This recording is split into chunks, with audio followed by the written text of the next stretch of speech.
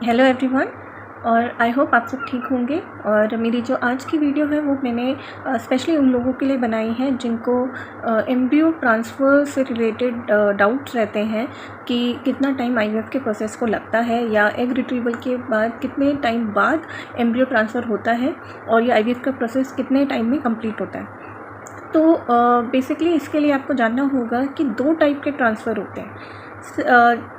एक है fresh embryo transfer और दूसरा है फ्रोज़न एम्ब्रियो ट्रांसफ़र। इसका मतलब ये होता है फ्रेश एम्ब्रियो ट्रांसफ़र का कि जिस साइकिल में आपका एग रिट्रीवल हुआ, ठीक है, उसके ही कुछ डेज़ बाद जैसे ही मतलब वो डिपेंड करता है कि फर्टिलाइजेशन के बाद डे 3 एम्ब्रियो ट्रांसफ़र हुआ है या डे 5 एम्ब्रियो ट्रांसफ़र हुआ है, उसके बाद ये ट्रांसफ़र कर दिया जाता है। इसमें फ्रीजिंग ऑफ एम्ब्रियोज नहीं होता, ठीक है, एम्ब्रियो फ्रेश होता है और सेम साइकिल में ही ये एम्ब्रियो डे 3 या डे 5 अकॉर्डिंगली वो क्लिनिक पे डिपेंड करता है।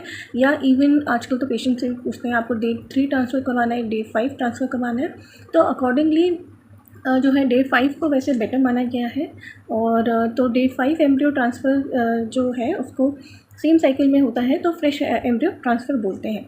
इस केस में आप देखिए आपके जैसे जो आईवीएफ स्टार्ट होता है, ठीक है, आपका पीरियड के सेकंड डे से स्टार्ट होता है, इंजेक्शंस लगना स्टार्ट होते हैं जो हमारे एग जो मल्टीपल एग्स आके हम प्रोड्यूस करें वो प्रॉपर साइज़ के मैच्योर हो और उसके बाद उनको रिट्रीव कर सकें फर्टिलाइजेशन और एम्ब्रियो बनाने के लिए। तो ये मेरा भी ऐसे ही प्रोसेस हुआ था। ये प्रोसेस दोनों ही केसेस में सेम रहता है, चाहे फ्रोज़न एम्ब्रियो ट्रांसफ़र हो बाद में या फ्रेश एम्ब्रियो ट्रांसफ़र हो। एग रिट्रीवल तक आपको उसके 1-2 दिन पहले या 2-3 दिन पहले तक आपको इंजेक्शंस लगते हैं। उसके बाद जब आपका एग रिट्रीव हो जाते हैं तो फिर उसके बाद उनको लैब में फर्टिलाइज़ किया जाता है और उसके बाद वो एम्ब्रियो बनते हैं। अब यहाँ तक तो प्रोसेस सभी का सेम था, मेरा भी सेम था, जबकि मेरा फ्रोज़न एम्ब्रियो ट्रांसफ़र हुआ था। फ्रोज़न एम्ब्रियो ट्रांसफ़र में सारा प्रोसेस सेम ही रहता है एग रिट्रीवल तक, ठीक है। एग रिट्रीवल के बाद भी जो फर्टिलाइजेशन होता है, जो एम्ब्रियो बनते हैं, अब यहाँ पे आप देखेंगे कि डे 3 या डे 5 जो एम्ब्रियो होते हैं, चलो हम डे 5 मान के चलते हैं कि डे 5 एम्ब्रियो जो हैं वो जितने सर्वाइव किए उन एम्ब्रियो को फ्रीज़ कर दें, ठीक है। फ्रीज़ करने के बाद उनकी ग्रोथ वहीं रुक जाती है। उसके बाद हम मोस्ट प्रॉब्ली नेक्स्ट मंथ जब हमारा फिर से साइकिल आता है तो उसके बाद ये ट्रांसफ़र होता है। इसमें अप्रॉक्स 3 मंथ्स लग जाते हैं। और अगर फ्रेश एम्ब्रियो ट्रांसफ़र की बात करें तो उसमें 2 मंथ्स में ही ये प्रोसेस, बल्कि लेस देन 2 मंथ्स में ही आप देखेंगे तो ये प्रोसेस कंप्लीट हो जाता है।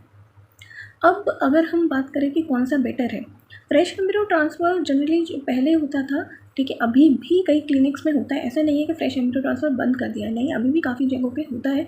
बट आजकल हमने देखा गया है कि doctors more of frozen embryo transfer भी प्रेफर कर रहे हैं, क्योंकि इसमें सक्सेस रेट काफ़ी स्टडीज़ को देखते हुए, काफ़ी स्टडीज़ के हिसाब से फ्रोज़न एम्ब्रियो ट्रांसफ़र जो रेट है वो फ्रेश एम्ब्रियो ट्रांसफ़र से थोड़ा ज़्यादा होता है। ऐसा नहीं कि बहुत ज़्यादा फ़र्क है या फ्रेश एम्ब्रियो ट्रांसफ़र में सक्सेस नहीं है, ऐसा नहीं है। जो रीज़न है फ्रेश एम्ब्रियो ट्रांसफ़र के उससे थोड़े और ज़्यादा सक्सेस रेट के, या जो डॉक्टर फ्रोज़न एम्ब्रियो ट्रांसफ़र को अब ज़्यादा प्रेफर करने लगे हैं, वो उसका रीज़न ये है कि एक तो जब हमें सिमुलेशन के लिए इंजेक्शंस लगता है एग रिट्रीवल से पहले, ठीक है, ये इंजेक्शंस काफ़ी हैवी होते हैं, ठीक है। इन इंजेक्शन की वजह से जब एग रिट्रीवल के बाद जो होते हैं हमारी ओवरीज जो होती हैं वो स्वेल हो जाती है। और ये स्टिमुलेशन के इंजेक्शन की वजह से हमारे हार्मोन लेवल भी काफ़ी ज़्यादा हाई होते हैं। इसलिए एक रीज़न ये भी माना जाता है, क्या पता ये हार्मोन लेवल जो है या इंक्रीज हार्मोन लेवल जो है वो इंटरफेयर करे और इससे सक्सेस रेट थोड़ा कम ना हो जाए। फिर इम्प्लांटेशन के लिए एंडोमेट्रियम लाइनिंग जो यूट्रस की लाइनिंग होती है वो भी अच्छी लाइनिंग की ज़रूरत होती है ताकि एम्ब्रियो लाइनिंग में अटैच हो सके। इस वजह से इम्प्लांटेशन रेट बढ़ाने के लिए डॉक्टर कुछ मेडिसिन प्रिस्क्राइब करते हैं। अगर फ्रेश एम्ब्रियो ट्रांसफ़र होता है तो ये मेडिसिन नहीं दी जाती, क्योंकि ये मेडिसिन काफ़ी दिनों तक खानी पड़ती है और उसके बाद जब पीरियड आता है उसके बाद लाइनिंग वगैरह चेक की जाती है कि कितनी बनी है। उसके बाद भी हम कंटिन्यू करते हैं, हमारा टीवीएस होता है फ्रोज़न एम्ब्रियो ट्रांसफ़र में चेक करने के लिए कि हमारी लाइनिंग कितनी बनी है। लेकिन फ्रेश एम्ब्रियो ट्रांसफ़र में ये पॉसिबिलिटी नहीं हो पाती, क्योंकि एग रिट्रीवल के कुछ ही दिन बाद ही एम्ब्रियो ट्रांसफ़र कर दिया जाता है। जिन लोगों का एंडोमेट्रियम लाइनिंग इतना अच्छा नहीं बन पाता है उन लोगों के लिए ये थोड़ा सा डिसएडवांटेज रहता है फ्रेश एम्ब्रियो ट्रांसफ़र में। फ्रेश एम्ब्रियो ट्रांसफ़र के टाइम एस्ट्रोजन लेवल भी काफ़ी हाई होते हैं, उसके बाद भी सक्सेस रेट देखा गया है। आपने सुना होगा OHSS के बारे में। Ovarian hyper stimulation syndrome. ठीक है, इसको भी प्रिवेंट करता है फ्रोजन एम्ब्रियो ट्रांसफ़र, क्योंकि वैसे तो ये बहुत माइल्ड हो, सीवियर केस जनरली बहुत कम देखने को मिले, जनरली ये माइल्ड होता है। ठीक है, और जिन वुमेन को इसका रिस्क रहता है उनका फ्रेश एम्ब्रियो ट्रांसफ़र नहीं किया जाता है, उनका फ्रोजन एम्ब्रियो ट्रांसफ़र ही किया जाता है, ताकि बॉडी को एक रेस्ट मिल जाए, ओवरीज को रेस्ट मिल जाए और वो स्वेल्ड अप ना हो। एक और फैक्टर है कि वैसे तो इंडिया में जेनेटिक टेस्टिंग जो है काफ़ी क्लिनिक्स में नहीं होता है, बहुत कम क्लिनिक्स हैं जहाँ पे जेनेटिक टेस्टिंग होता है, वो भी अगर पेशेंट से पूछा जाता है कि उनको करवाना है, और काफ़ी पेशेंट इसके हाई कॉस्ट की वजह से मना भी कर देते हैं।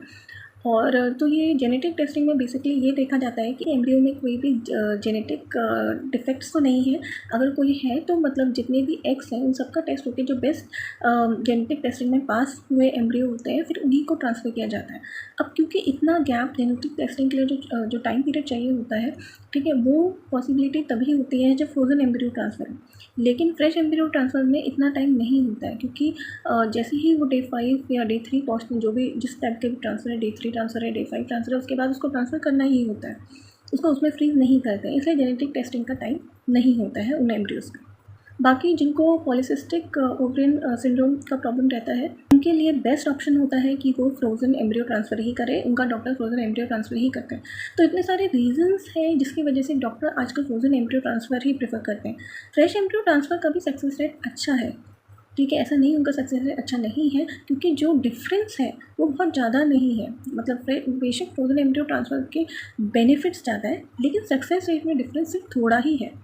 फ्रेश एम्ब्रियो ट्रांसफ़र के कंपैरिजन में फ्रोजन एम्ब्रियो ट्रांसफ़र में ज़्यादा टाइम लगता है, फ्रेश एम्ब्रियो ट्रांसफ़र में थोड़ा कम टाइम लगता है। आजकल कई इंडिया में ऐसे भी क्लिनिक्स हैं जहाँ पे पूछा जाता है, डॉक्टर्स पूछते हैं कि आपको फ्रेश एम्ब्रियो ट्रांसफ़र चाहिए, फ्रोजन एम्ब्रियो ट्रांसफ़र चाहिए, और वो अपने पेशेंट के जो भी टेस्ट रन करते हैं उसके थ्रू या उसका जो प्रॉब्लम्स है उसको जानने के बाद वो खुद ही डिसाइड करते हैं कि फ्रेश एम्ब्रियो ट्रांसफ़र इस पेशेंट का सक्सेस रहेगा, इसके चांस क्या है, या फ्रोजन एम्ब्रियो ट्रांसफ़र या फ्रोजन एम्ब्रियो ट्रांसफ़र ही हो सकता है। आई होप आपको ये चीज़ अब क्लियर हो गई होगी कि एम्ब्रियो ट्रांसफ़र में कितना टाइम लग जाता है आईवीएफ की स्टार्टिंग से, या एग रिट्रीवल के बाद कितना टाइम लग जाता है एम्ब्रियो ट्रांसफ़र में। मेरा आईवीएफ साइकिल जैन में स्टार्ट हुआ था, मिड ऑफ जैन में मेरे इंजेक्शंस वगैरह स्टार्ट हुए थे पीरियड के सेकेंड डे से, और मेरे एम्ब्रियो ट्रांसफ़र जो हुआ था वो 31 मार्च को हुआ था। 31 मार्च मतलब मार्च तो पूरा ही कंप्लीट है। मेरा एग रिट्रीवल जो हुआ था वो 5 फेब को हुआ था।